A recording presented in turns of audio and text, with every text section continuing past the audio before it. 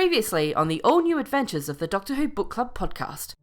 We will be reading a Sixth Doctor book. Ooh. And I chose Mission Impractical by David McIntee. Oh. This will be our third book by him, having previously read Face of the Enemy and First Frontier. But I think the reason you were excited, Chris, is because of who else stars in the book. So this is the Sixth Doctor and Frobisher. Yay! And now our story continues.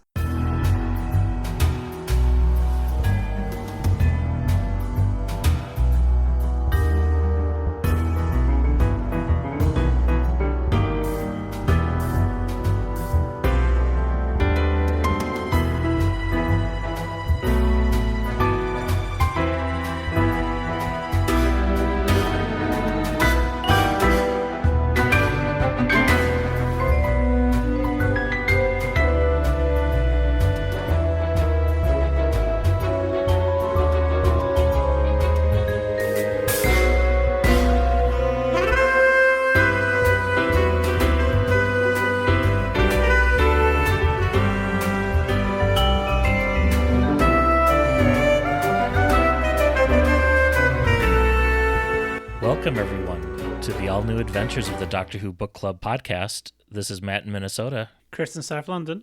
How's it going, Matt? Happy August, Chris. It's going pretty well. I saw the new Fantastic Four movie. Ooh, featuring Mark Gatiss. And I had no idea he was in it, so that was a lovely little surprise. Oh, okay. He's heavily featured in one of the trailers. Yeah, I tend to avoid trailers and commercials. Yeah. Also, it might be for the UK audience as well, as a kind of like, oh, look, they have American people, but they also have British people here. Look, there's 3 of them. Have you had a chance to see it yet?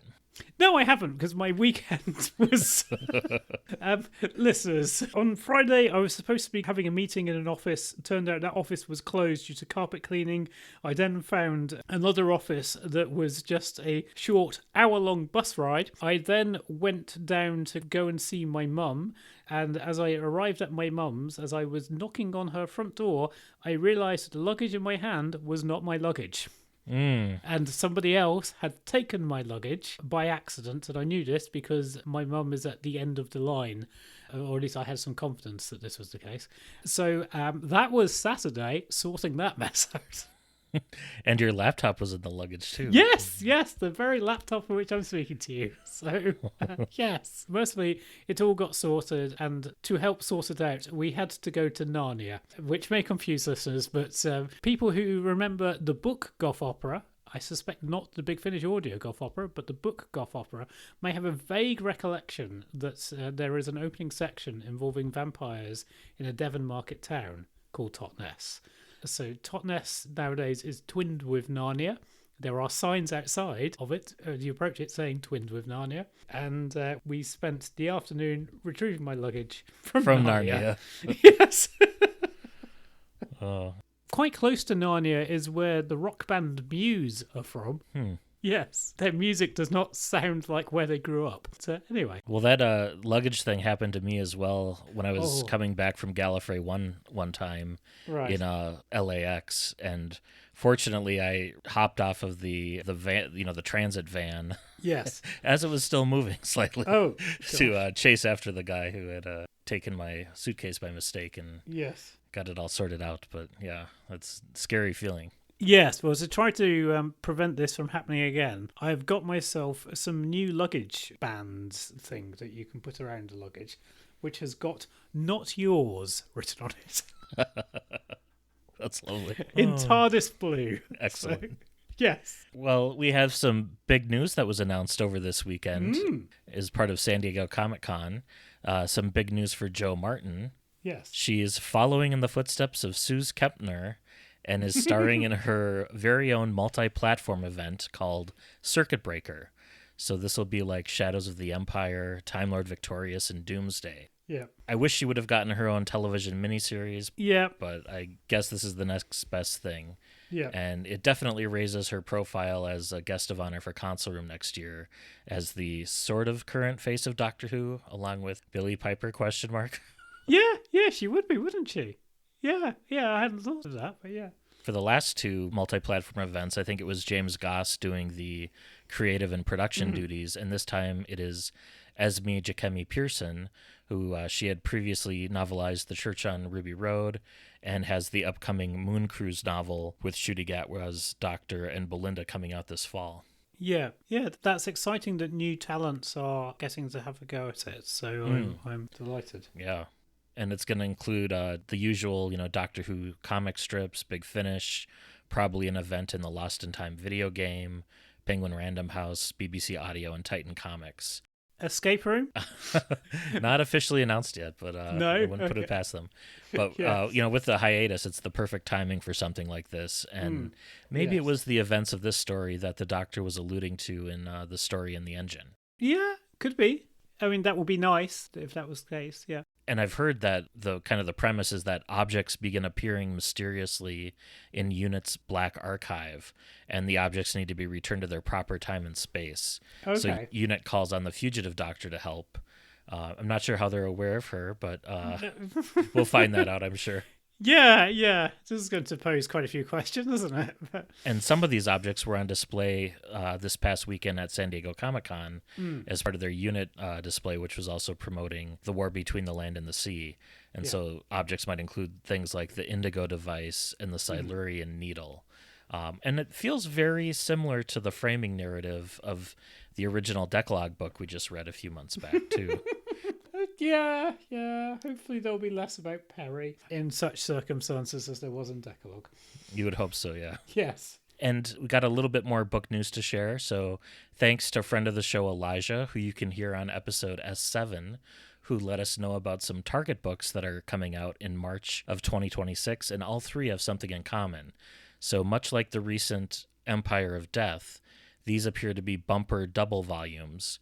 So we have The Impossible Planet and the Satan Pit by Matt Jones, Aliens of London and World War III by Joseph Lidster, and Time of the Angels in Flesh and Stone by Jenny Colgan. Okay. So exciting stuff there. And then the question we got last time from a listener wondering about, what other Target-related stuff is out there that hasn't been recorded. So I did a little bit of a deep dive. Yes. And I found, so in addition to An Unearthly Child, which was recorded by William Russell prior to his passing, Harry Sullivan's War and Canine and Company have both gotten a release, but Turlough and the Earthlink Dilemma has not. So hopefully they can get Mark Strickson to read that gem. And then from The Missing Season, The Ultimate Evil still hasn't gotten an audiobook, even though the other two, Nightmare Fair and Mission to Magnus, have. Yeah. And then the Pescatons, Slipback, and Paradise of Death, they've been novelized, but they haven't had recordings. And then along with that, I think Ghosts of End Space is technically a missing adventure, but I'd put that in there too. There's still quite a bit that they could put out, even before they get to the new adventures or missing adventures. Those are novelizations of audio, of existing audio stories. So I can see why they may not be chomping at the bit to have like an audio version of the book of an audio version. Of an audio, yeah. Yeah, particularly if it's Ghost of End Space. I think it's like, nope, that's fine. 2 versions of this is quite enough. Thank you. And then a couple of nonfiction books that have been announced. So 10 Acre will be publishing the first full-length biography of prolific Doctor Who writer and script editor Terrance Dicks, written by Simon Gurrier with the cooperation of Terrance's family, and it's called Written by Terrance Dicks and is scheduled for publication sometime in 2026. And what I'm kind of excited about is Terrance Dicks, I believe, wrote more books for children outside of Doctor Who than he did for Doctor Who, and not a lot is known about those titles, so I hope this dips into that a bit. And then also in nonfiction, Elizabeth Miles of Verity fame will be releasing a nonfiction book next spring titled Where We Stand, Where We Fall, The Politics of Doctor Who, with Daryl Joyce providing the cover illustration. Ooh, very interesting. I didn't know about that. No, that's... oh, yes. Yes, I'm automatically looking forward to that. And I think that brings us to Show and Tell.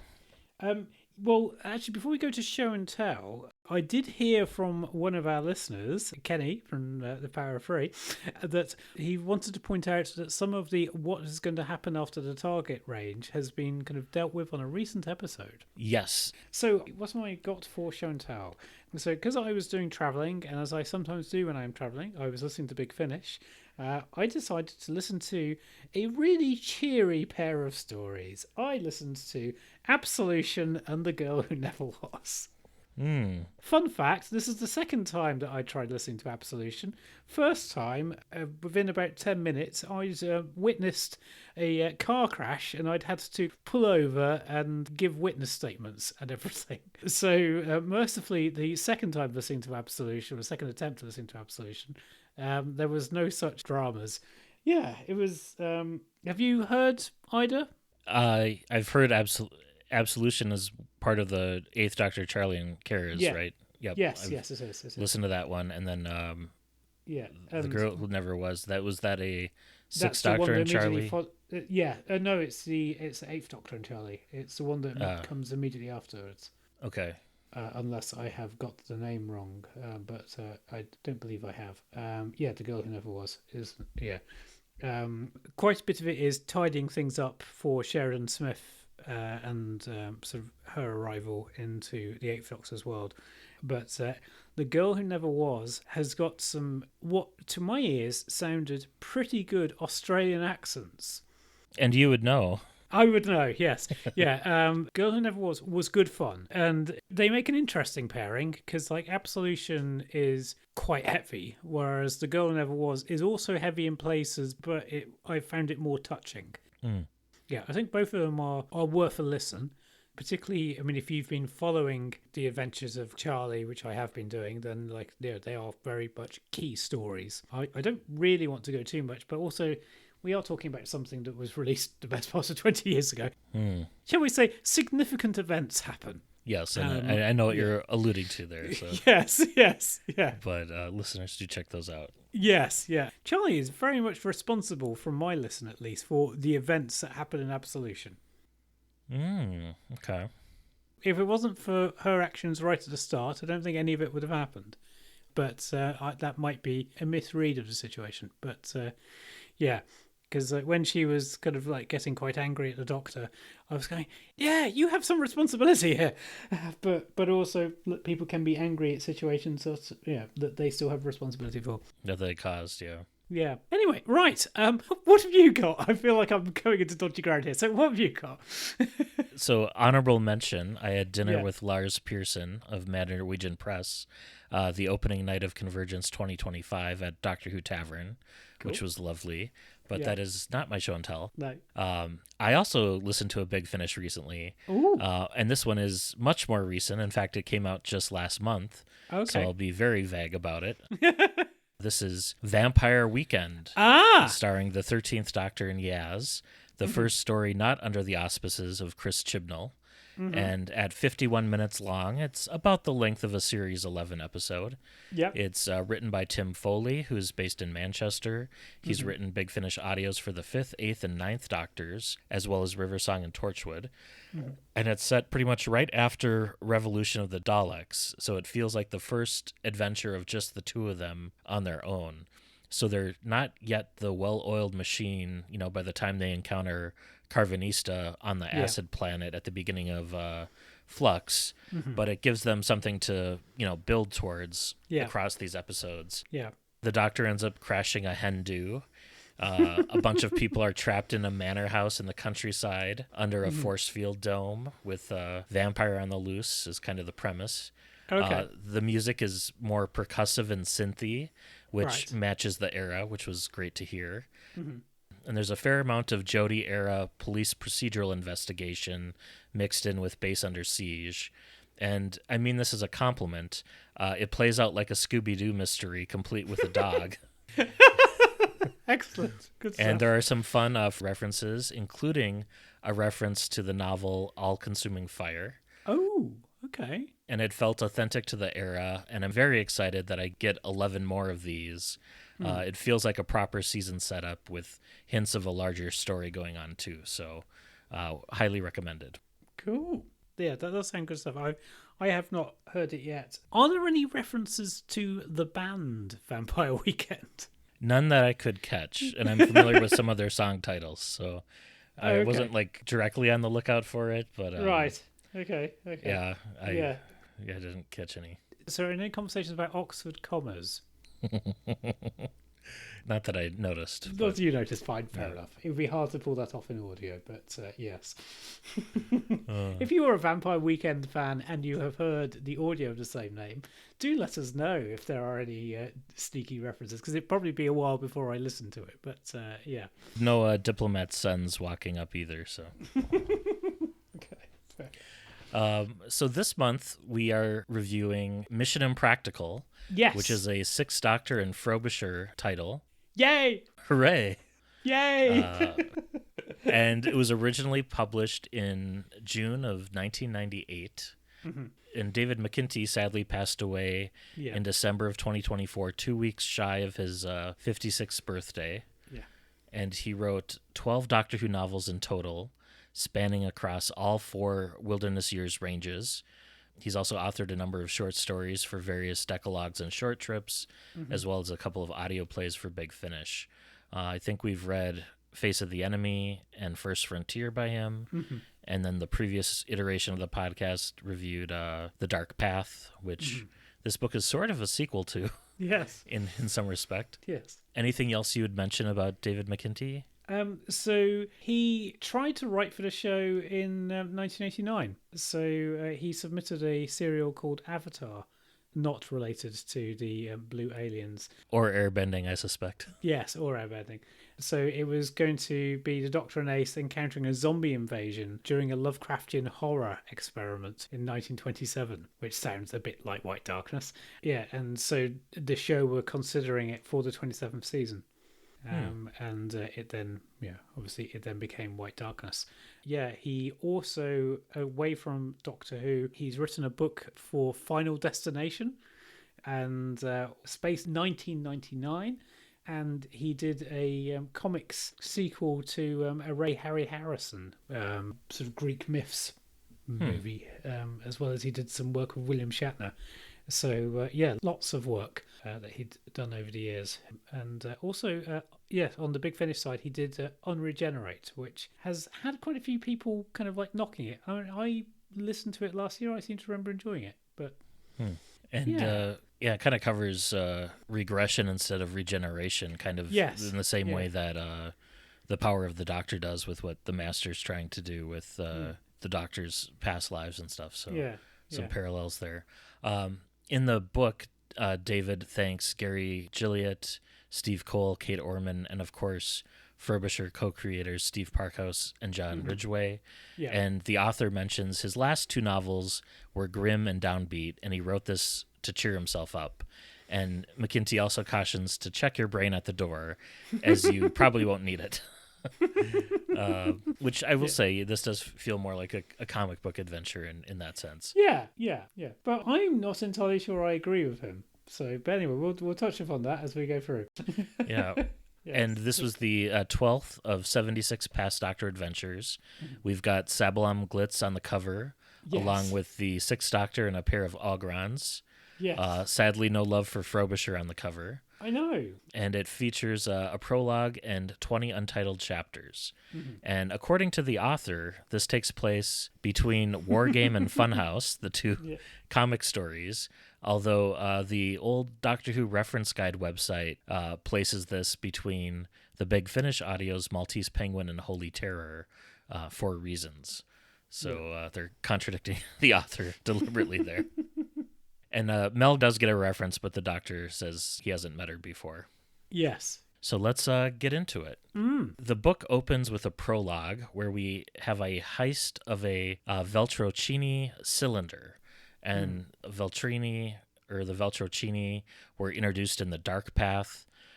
Here they're referenced as almost reptilian with quills, but the TARDIS wiki also describes them as an arboreal or a tree-like species, so think like Groot or the Forest of Cheam, but they have like quills and stuff. And in First Frontier, we learn that the species was mostly wiped out by the Tizun Confederacy, more on them later, and both, of course, being David McIntee novels. Mm-hmm. And we're introduced to, like, we can call them like Ocean's 5 instead of Ocean's 11. A brother and sister named Liang and Chat, Jack Chance, Monty Cast, who's an older guy in the 50s who kind of wears 3 hats of a mechanic, pilot, and tech guy in the chair, and then Oscar, who's a master of disguise. And the prologue opens with them stealing the cylinder, and we'll get back to them in a bit. But then we find ourselves in the city of Los Angeles in May of 1977 at a movie premiere. So let's see what the Doctor and Frobisher are up to. And the dramatic reading is courtesy of my husband, Matt, also reprising his role as Frobisher. So let's have a listen.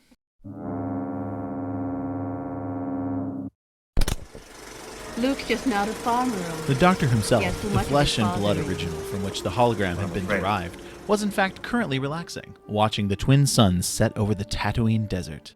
Why you couldn't have just watched the video, I have no idea, he murmured to his companion, prompting a loud shh from someone in a nearby seat.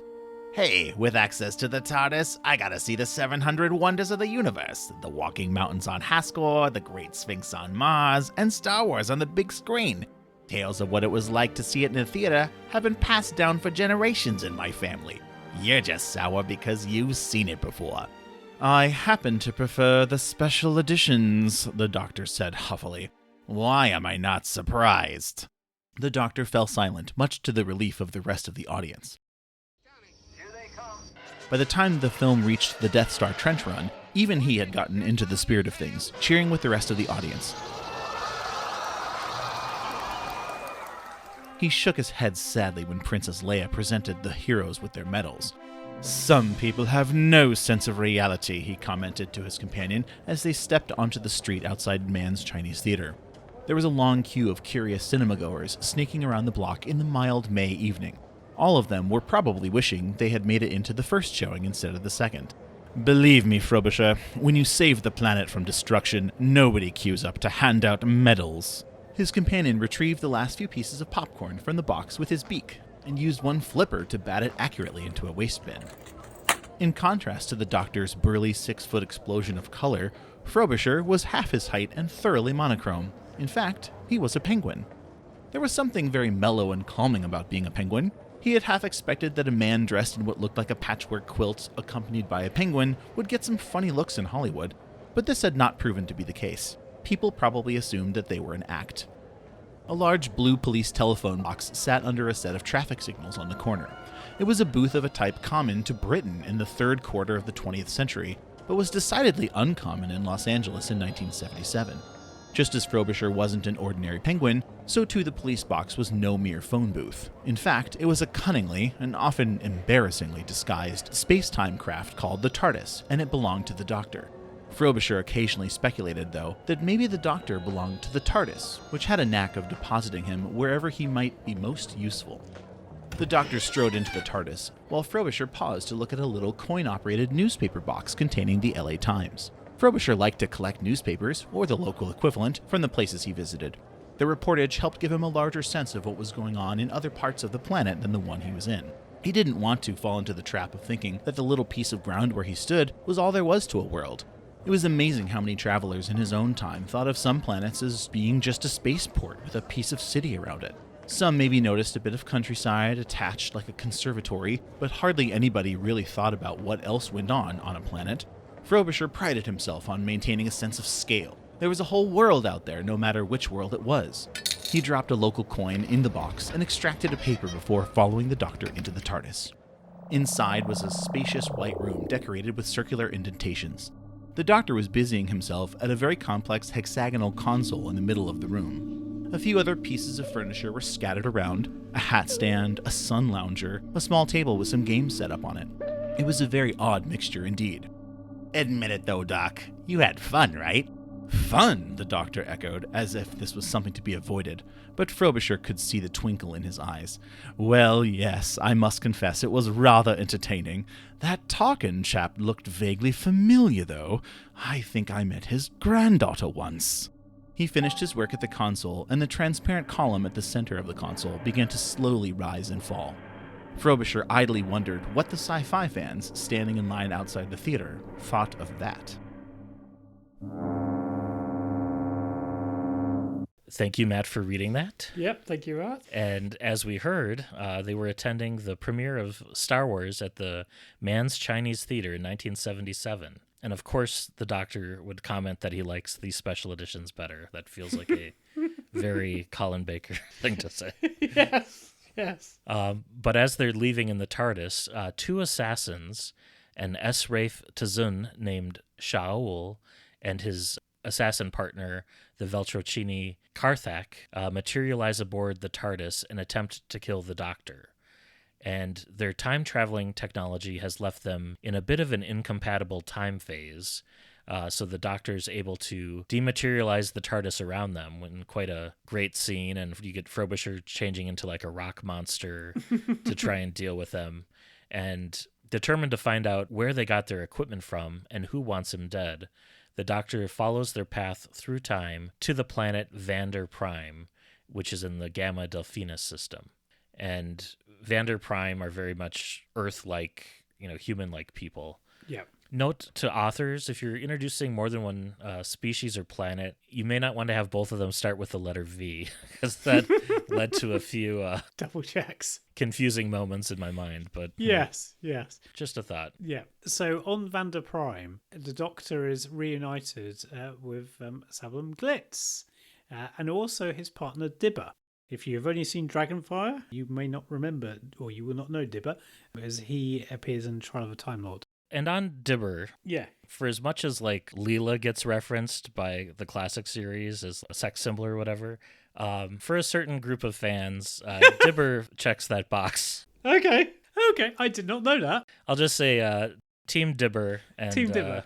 Okay, fine. Glenn Murphy also played firefighter George Green on the drama London's Burning from 1988 to 2002 for 14 seasons. So he went on to become a firefighter after this. Oh, that's where I recognise him from. Yes, because I watched some clips and I was like, you look familiar, but not as Dibber. Okay, fine, fair enough. So Glitz and Dibber have just stolen a ship called the Nosferatu in order to recover the proceeds of one of their previous robberies. And you may also recall a ship of that same name appearing in Dragonfire. Unfortunately, the head of Vandorian Security Intelligence, a person called Niccolo Mandel, is waiting for them at their hideout. But instead of simply arresting Glitz and Dibber, he offers them a deal. As it turns out, a decade ago, Glitz had fenced a stolen Veltrocini relic that Mandel had bought for intermediaries on behalf of the Vandorian government. Okay, all of these V's is getting confusing. But the Veltrocini, so the tree people, have learned that the Vandorians have it and are demanding the return of this relic. And in order to avoid a public scandal, Mandel orders Glitz to reassemble his team and steal the relic back from its current safe house, which is the 4 orbital facility. And because I can't pronounce my THs, we mean 4 as in the chap with the hammer rather than the number. Yeah. But failure is going to mean a Veltrocini invasion and the deaths of millions in an interplanetary war.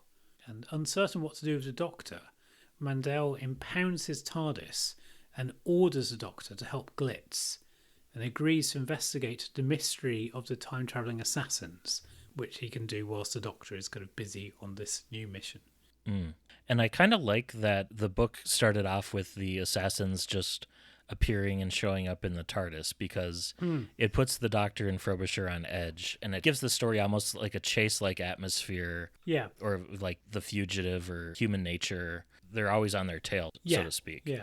And these two assassins, so the one is a Veltrocini, Karthak, and then the other one is a Tazun. So those are those gray aliens, picture like X-Files aliens. There was a video game series called Destroy All Humans, which features a gray alien like that running around with a blaster, and that's kind of what I was picturing there.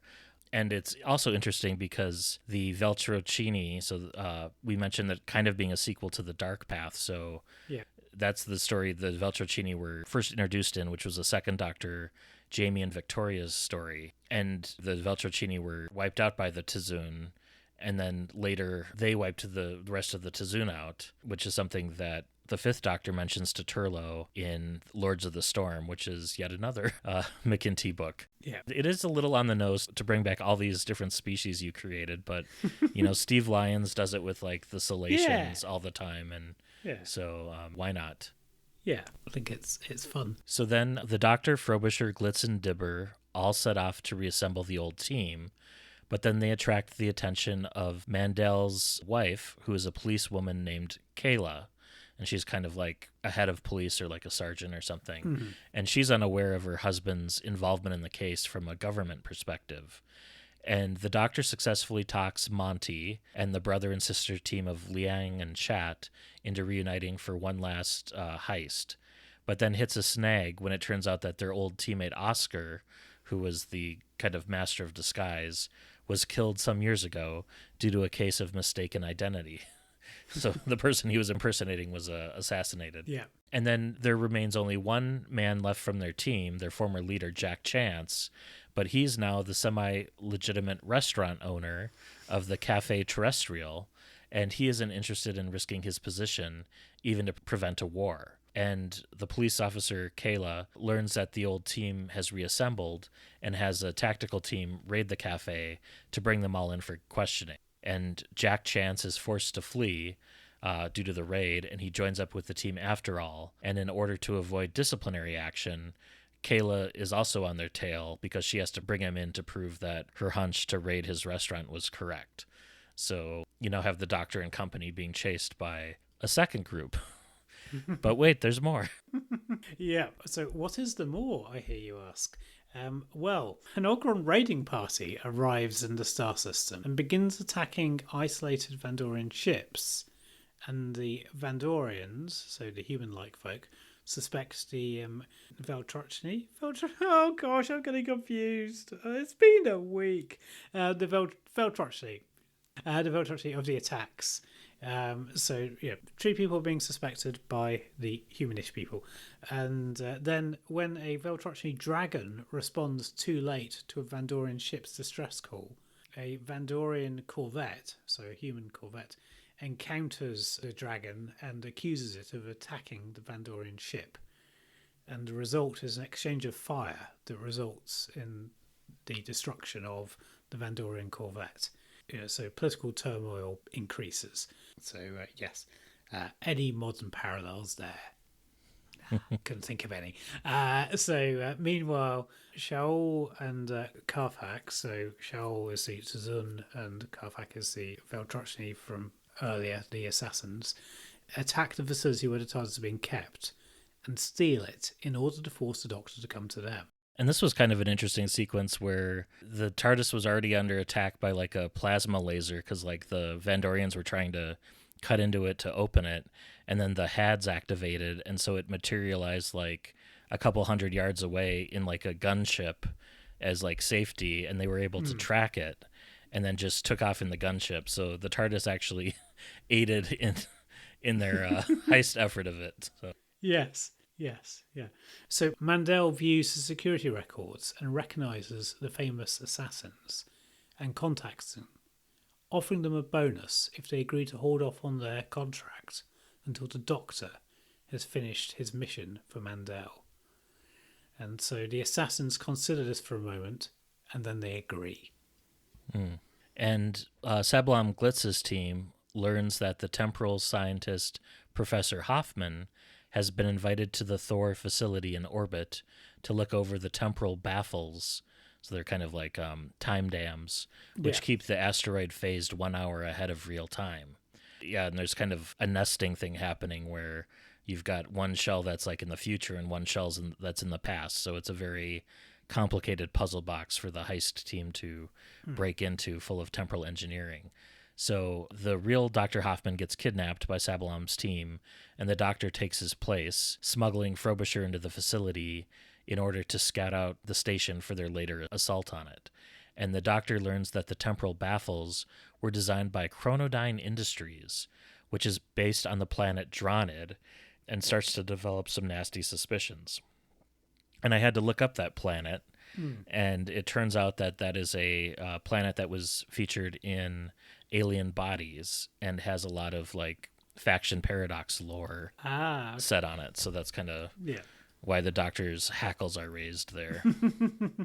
So, whilst investigating a closed-off area of the facility, the Doctor inadvertently exposes the activities of a rogue scientist called Cronin, who's been manufacturing drugs and selling them. Cronin flees, and he puts a huge reward on the Doctor's head, because everybody is. And these drugs that are being manufactured are, of course, the same ones from Nightmare of Eden. And it's like a synthetic way of getting that drug without having to use the mandrels. Yeah. So, so Cronin's put this reward for the Doctor's assassination. And this is much to the disgust of Cronin's distributor, the mysterious Mr. Zimmerman, who is the same person who hired the assassins, Shaol and Kartak. So now, thanks to Cronin, every bounty hunter in the system is gunning for the Doctor, and the result is chaos. So the bounty hunters all converge at the Cafe Terrestrial, which is that's whose place is that? That's Jack's. Jack Chad's. Yes. And so the cafe is destroyed under crossfire as every hunter attempts to shoot down their rivals in order to claim the reward for their own. So it's kind of like Tarantino-esque scenes. And in the confusion, Shaol and Kartak arrive and kidnap Glitz and Frobisher as additional hostages to try to force the Doctor to give himself up. And as they depart, Shaol and Kartak's ship is attacked by the Ogron raiders, though they convince the Ogrons to join forces with them and share the reward. So, yeah. Should we speak a little bit about the Ogrons in this? Yeah. So I was actually surprised at how much backstory they were given. Like, I learned about a lot about like their culture and their nesting habits and stuff. I will say they were giving me much more, to use a Star Trek reference, they were giving me much more Packlids and less Klingons in their appearance here. I don't know what Packlids are. Oh, they were in one episode of TNG, but they were a main antagonist in Lower Decks. So they're kind of the make ship go fast type. Yes. Red alarm, red alarm. Yes, yeah. That is the vibe. The Ogrons feel very much as written by James Gunn. Yes. And it's interesting that the Ogrons refer to the Daleks as metal gods. Yes. It feels like some of the Virgin licensing rules are influencing this, even though it's a BBC book.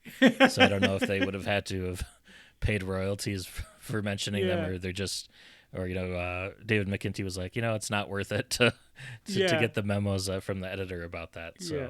Well, it's also fun as well, because we know instantly what they're talking about when they talk about the metal gods.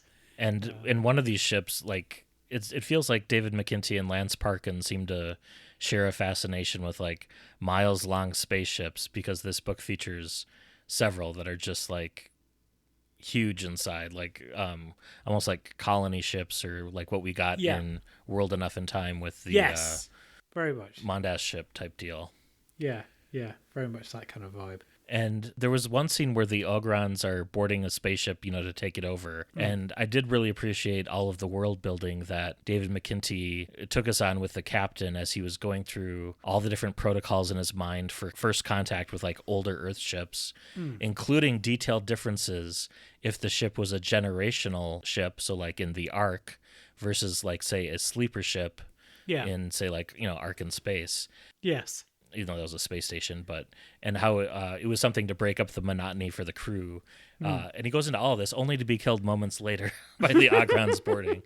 So, is it also in that section in which we hear about how daft it is to have space pirates? Yeah, they do get a mention. Yeah, because they say that, look, it's not as easy to be a pirate in space than it is to be a pirate in the sea, because you would have to get a hefty vessel and be able to power it, etc. I was like, this makes sense. So it does seem like a bit daft that you'd be having all these space pirates flying around, because where are they getting their fuel, etc. Yeah.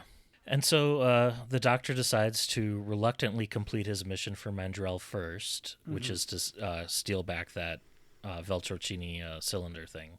and Yeah. he heads back to the Thor facility with a plan in mind. And I can't remember if it was the Thor facility or this other facility, but there was kind of a cool, again, more kind of space imagery where above Vander Prime, you have like this space dome platform that's tethered with like a space elevator and the Coriolis effect, which is, where the atmosphere moves in different directions depending on the latitude. Or I did appreciate like all of those space geek touches that were sprinkled in here. So then the Doctor heads back to the Thor facility, and Liang uses a Veltrocini holosuit to disguise himself as Mandrell, and then claims that the Doctor, Chat, and Monty are here to service the time dams. And in fact, the Doctor does service the time dams, but he does so by reconfiguring them, and he keeps a spare circuit with himself for later use, and he phases the Veltrocini relic back into real time. And since the asteroid itself is an hour out of phase, the relic ends up in space where the asteroid was 1 hour ago, ready for the Nosferatu to collect it. Because I often think about that in like time travel movies and books, like, how you're tied to a specific spot on Earth, and if you traveled back in time a day, but if your relative spatial coordinates weren't fixed to a planetary mass, you'd just appear floating in space, and then the Earth would run into you in another day as it makes its way around the sun. Of course, that doesn't also account, the sun is moving within the arm of the Milky Way, and the Milky Way is moving in the direction of the Andromeda Galaxy, so you really have you're moving in 3 different directions at once, including spinning in place, so you get a little dizzy thinking about it, but the Doctor can feel it, so he tells Rose. Yes. The turn of the Earth. Yes. But yeah, I thought that was kind of cool. And then the team evades the guards and escape, and Liang more narrowly than the others. He almost dies. And then they set off for the planet Elchek, or Elench, I guess we could call it. We'll just say an additional planet. To return the relic to the Veltrocini, like a neutral ground type thing. Yeah. First, however, they return the real Professor Hoffman back to Vander Prime, and he runs straight to the police, telling him he's been kidnapped, and files his report with Kayla Mandrell. So, she's continuing to be on the case of, investigating what's going on here. Yes. So the Doctor and his team arrive on this new planet, Elench, where Mandrell meets with the Veltrocini and double crosses them, slaughtering them all. And he intends to kill the criminals as well and frame them for the slaughter and make it appear as if the relic was destroyed in the crossfire. A bit of me was wondering if Mandrell was going to be the master. Yeah, because they kept referencing his like goatee or whatever. Yes, I was wondering about that too. Yes, yeah. The relic is in fact the last surviving Zun data core from their homeworld, Zal, and contains the secrets to building Zun Stormblades, which they're a specific type of ship, aren't they? Which we did see the Master use in First Frontier. So Mandrell and his associates will soon be rich beyond their wildest dreams. But then the Doctor informs him that thanks to Liang's disguise at the 4 facility, they framed Mandrell as their co-conspirator. So the Doctor needs to know more about Chronodyne Industries and the temporal baffles, these kind of time dams. But before Mandrell can tell him anything, the Ogron raiders attack and kidnap the Doctor and his gang and make off with the core as well, to Mandrell's utter shock and also his fury. As the Ogrons depart, they are pursued by a Veltrocini ship which is still waiting for the landing party to report back, and Kartak is forced to help the Ogrons destroy it, so to save their lives. So Kartak is forced to, kill his own people. Yeah. And then Frobisher escapes and morphs into the shape of an Ogron and is able to eavesdrop on a conversation between the 2 assassins, Shaul and Karthek, as well as with their mysterious employer Zimmerman, who looks forward to freeing himself of the Doctor's conscience, and on one occasion refers to him with the pronoun we. So, I wonder who that might be. And then Frobisher returns to the cells and gives the layout of the ship to the others. And the Doctor and Monty break into a ventilation shaft and make their way to auxiliary control. And then there they open up the cell doors, releasing the others, and change the atmosphere of the ship slightly to incapacitate the non-humans, or at least slow them down. And then Glitz and the others defeat the Ogrons in a gunfight, and Frobisher, disguised as an Ogron, is able to capture the two assassins, Shaul and Karthek, which in itself is a pretty big feat because these assassins are no joke and are killing people left and right throughout this whole book.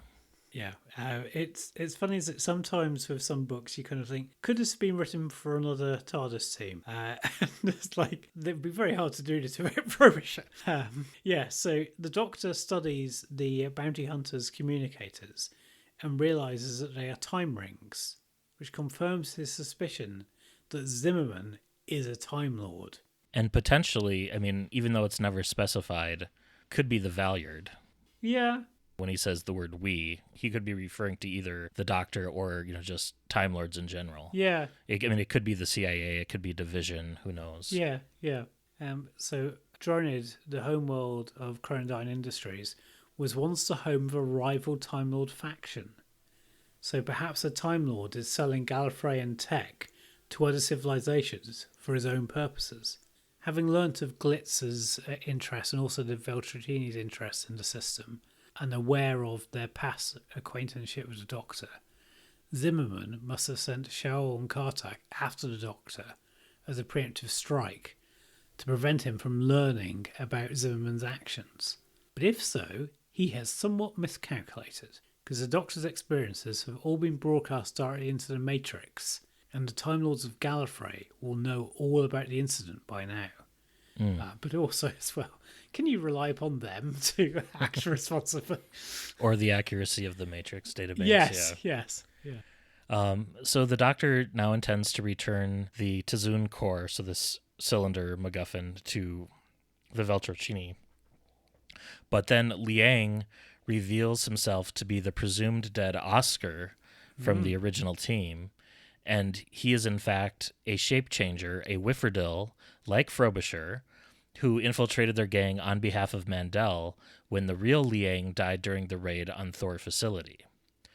Now, I will say, I think the authors should have taken a little bit more time with this reveal, especially with its impact on Chat, his twin sister, because a twin bond is really strong, and she seems to kind of shrug it off. So then Oscar tries to seize the core cylinder, and during the fight which follows, he shoots at Sabalam Glitz, but then Dibber gets in the way and is shot in the back. And the Doctor is apparently electrocuted while he starts, falling towards Oscar, which pushes him into a live cable. And then Shaul and Karthek report the Doctor's death to Zimmerman, who then releases them from their contract and pays them. And then the Doctor revives himself moments later, having been placed in momentary stasis by the power surge through that temporal circuit that he had pocketed from the Thor facility. And this was kind of funny because, well, first of all, Oscar as a Whifferdil was very surprising, and that was a twist. Yeah, same here. But then they're like, well, the Doctor can stop his hearts, and the Doctor can pretend to stop breathing. So they check all this stuff. Scan for brain activity. Nope, he's really dead. So rather than, shoot him a bunch just to make sure. Yes. They're like, yep, he's dead. And then he's like, nope, it was almost the same technology, the same method that was used with Clara to stop her death in between heartbeats. It felt like it was described as kind of the exact same thing. Yes. There were times reading this where I assumed that Moffat had also read this. Because it has a slight vibe of his era. So the Veltrocini ambassador, Brockal, puts together the clues and realises that Mandel has been acting on his own without the authorisation of the Vandorian government. And Carla, Mandel's wife, is brought in for questioning and is horrified to realise that her husband has been associating with the very criminals that she's been hunting. And Brockal is convinced of her innocence and allows her to accompany the mission back to the planet Veltrock to learn the truth for herself. So Mandel, who's still out and about, finds Cronan and sends him to kill the Doctor. And Cronan's the guy who was manufacturing the drugs. Yes. So Cronan, this drug manufacturer, a Breaking Bad, as it were, of the story, Cronan reaches the Ogron ship and destroys it just as the gang is leaving in Shaul and Kartak's ship. But Xiao was able to lure Cronan into a trap within a planetary orbit, and Cronan is shot down by one of his own torpedoes. But yeah, I was surprised that the Ogrons all got blown up and killed. Especially when they mentioned like all the kids, the Oregon children on the ship and everything. Yeah, that was because like there is quite a lot of death in these sections. Because like when Dibber is shot, dead, which came as a bit of a surprise. Though I had a vague sense that something happened in this book, even though I hadn't read it before. That like something dramatic happened, and it explains why he's not around in Dragonfire. Yeah, it does explain that, and especially like why the seventh Doctor doesn't ask Glitz like, "Hey, what happened to Dibber?" Because he saw him die. So I think that ties in rather neatly. Yeah, the whole plasma torpedo and orbiting around the equator and hitting the firing ship was quite clever. It felt like something out of like a Star Trek episode or Star Wars or something. Yeah, I mean, you can tell that McIntee was a big Star Trek fan. Mm-hmm. Yeah. I'm still a little clear on how Dibber and Glitz ended up in this time period, because the book alternatively gives credit to both the Master and the Time Lords. Yes. And maybe the Master pulled Glitz and Dibber forward in time millions of years, and then the Time Lord sent them back. It's hard to say. The book's a little unclear on that point, like how it happens. Yeah, I mean, the book, I think, realizes it has to explain, because Dragonfire isn't set in the same time period as the Mysterious Planet. Correct. I mean, it is still in the future a little bit, because Ace goes through a time storm to get there, and then it's like, okay, well, how did Mel get back? Yeah. Maybe we'll read Death in the Stars someday, and Jacqueline Rayner / Bonnie Langford can tell us. Yeah. I'm sure it's Bonnie all the way. Yeah. So then the Doctor and his band of thieves travel to Veltroch and contact Brockhale, who is the descendant of, or the daughter of, another Veltrochini that the second Doctor had met and worked with in the Dark Path. And he explains the truth to her. And then Mandel arrives as well and attempts to place the gang under arrest. Yeah. But in his shock at seeing Kayla, his wife, waiting for him, he slips up and reveals his guilt. And Kayla has no choice but to arrest him. And the Doctor returns the core to the Veltrochini, who have kept it as a reminder of the genocide that they had once committed against the Tizoon. And the Doctor asks that his Ocean's 5 gang be pardoned, and Brockhell agrees to do so since they have prevented a major war by returning this artifact. And then the Doctor and Frobisher depart as the survivors get back to their ordinary lives. And thus ends Mission Impractical. So a couple of just notes in terms of like little references that were brought up, before we get into what we thought about the book. Jethric, which is the mineral from Rebos Operation, gets a mention. Frobisher's planet of origin, Xenon, and his real name, Aventarclu,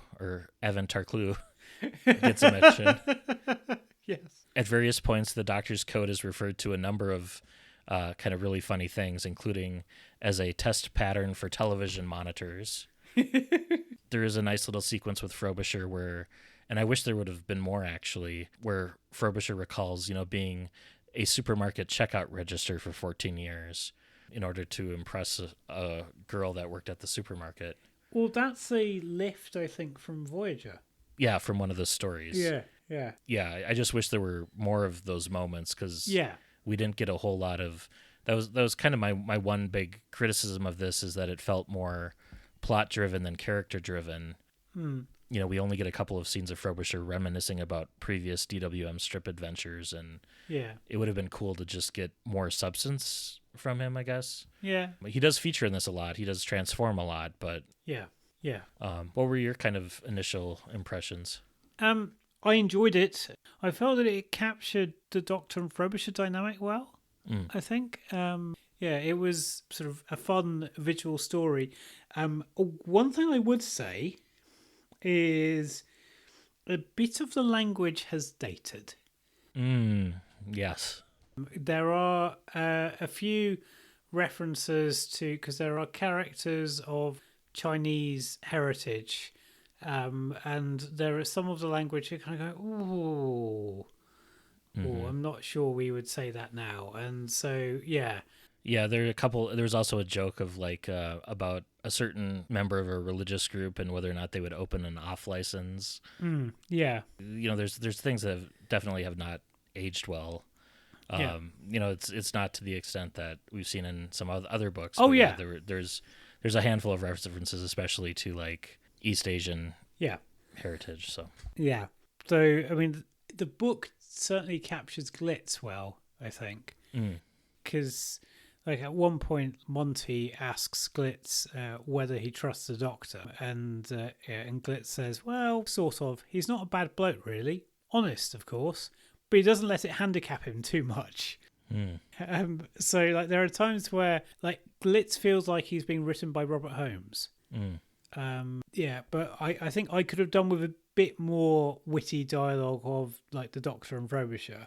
But I did also just enjoy reading Frobisher running around and Frobisher doing various changes, and also people's shock at there being a penguin walking about. Yeah, for me, like I really enjoyed a lot of the space stuff. It felt very Star Trek or Star Wars, and think more like Mandalorian or Tales of the Underworld. Unfortunately, with the heist setup, it also gave me flashbacks to Section 31.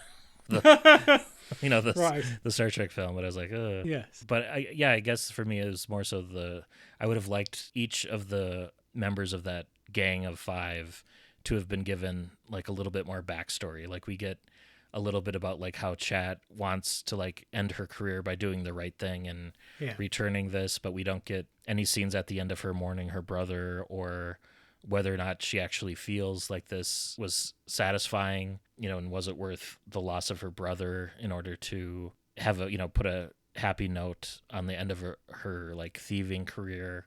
Yeah. Like Jack Chance seemed very one note and, like he didn't really grow at all from the experience. I compare it to like other heist related books we've read, like Prisoner of the Daleks that, has, I feel like, better characterization.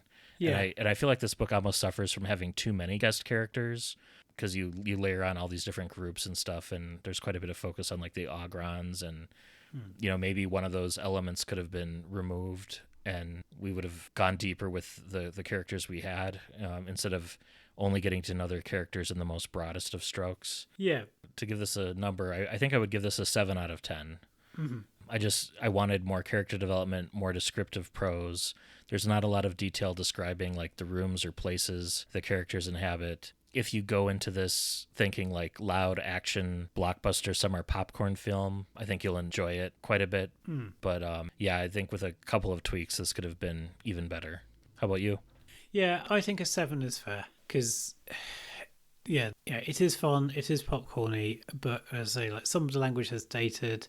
Like if you go into that, then you might be able to enjoy it. I mean, I certainly think it was good fun reading, particularly the Ogrons.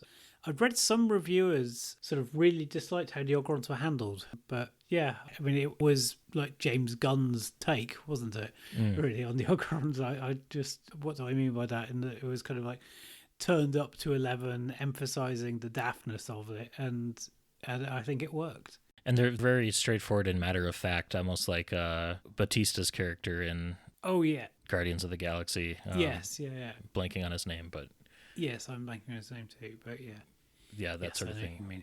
Or like if you're familiar with Star Trek, they're very much like the Pac-Leds, especially as they're portrayed in Lower Decks. So that didn't bother me so much, even though I always had that kind of Klingon analogy with them.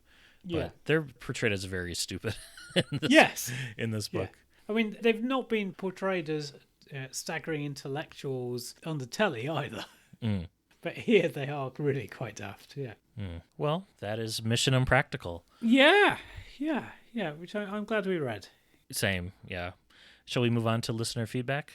Yes, let's. Listen. So, Chris, as you alluded to earlier, Keith Andrew asked what is next for BBC Audio. Yes. And now that they're wrapping up the Target novelizations, Kenny Smith kindly pointed us to a recent Power of Three episode 407, that answers that question with an interview with the head of the Doctor Who range at BBC Audio. So do go listen to that episode and get your answers. Yes, indeed. It's not our place to give those answers. Go and listen to Kenny get those answers. We don't have anything much on the Facebook, but what do we have on the various blue spaces, or the other blue spaces?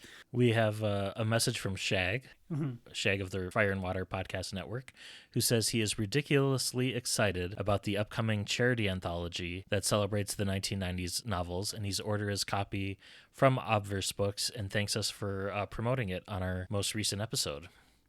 And I think they're still taking orders for that, so I think it publishes at the end of August. And then we have our second ever YouTube comment from one Tony Stark, no relation, who says, "Oh my," and I think he's talking to you, Chris. Right. He says, "The word Lord does reappear in Big Finish in a truly massive way." Oh. And then he points to the story title, but I'll withhold that in case you Yes. don't want to fair know. Enough. Yes. Yes. Oh, and somebody had actually... Yes, having said there was nothing on Facebook, somebody made some kind of Word Lord related reference, but yes. So apparently you have more Word Lord to look forward to.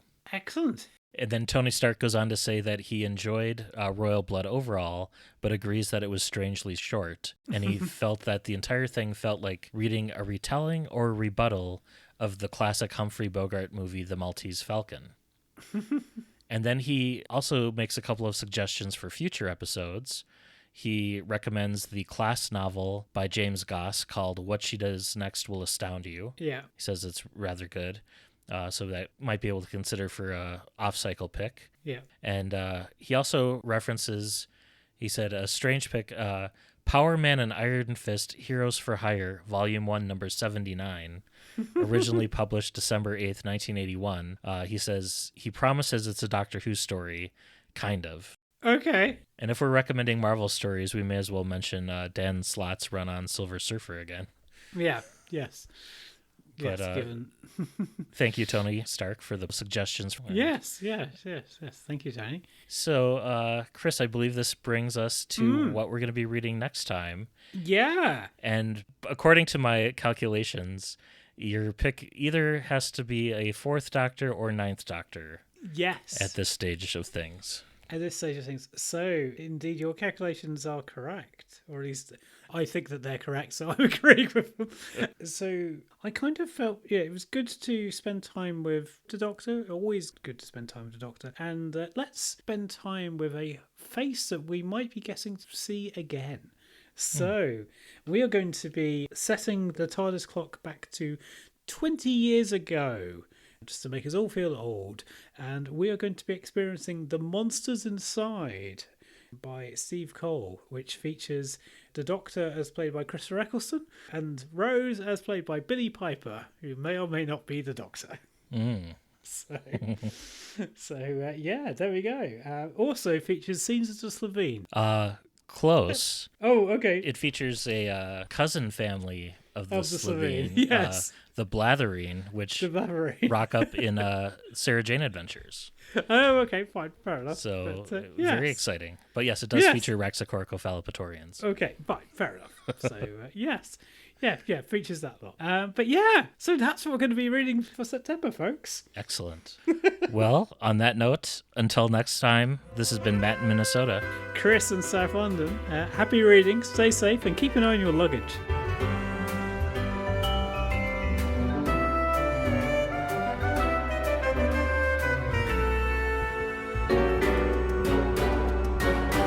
Thank you for listening to the all-new adventures of the Doctor Who Book Club podcast. Special thanks to George C. Music for use of their song Doctor Who Theme Swing Jazz Version. You can follow us on Twitter at ANDWBC Podcast and like us on Facebook.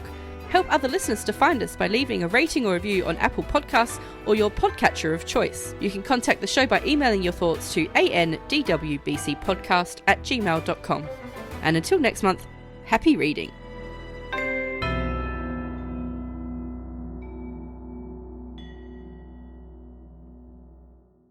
Have you read Monsters Inside before? No. I have read it. Oh, okay. I don't recall much about it except the Blatherine versus Slitheen thing. Okay, and I'm fine. wondering if it was one that was released as an audiobook later on, like if they went back and... It has been. Oh, good. Yeah, it's read by Rose's mother herself. Camille Kaduri. Yes. Lovely. Yes, because it was one of these things where I just thought I didn't want the Ninth Doctor to be last, so I thought it'd be kind of amusing if my last pick in this cycle was the Fourth Doctor. And also I kind of thought, right, let's just go for something slightly simpler. Yeah, let's go for something where we've got a rating. And this also references Justica, which Rose actually mentions by name in Boomtown as a place she visits. So this is a super canonical story. Yes, I knew that there was one, but yes, excellent. And great timing too, because the Ninth Doctor and Rose are gonna, start up their Big Finish adventures together soon. Indeed, so, indeed. Very cool. Fortunately, next week I don't think has any travel, so it'll be like at least 2 weeks before I go on a jaunt. Yeah. A little bit of a reprieve. Yeah, but like somebody today was saying, well, I bet you're not going to be getting on a train anytime soon. I said, how about tomorrow? So, yes.